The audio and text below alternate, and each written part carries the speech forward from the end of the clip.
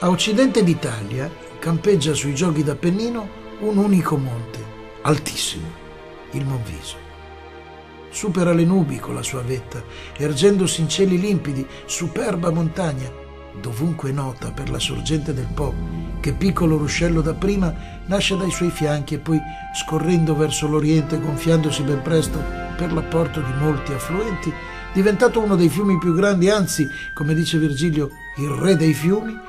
attraversa la Liguria con le sue violente rapide, poi, segnando i confini tra l'Emilia, la Flaminia e lo Stato di Venezia, sfocia infine nel mare Adriatico con molte ampie bocche. Quella regione in cui nasce il Po,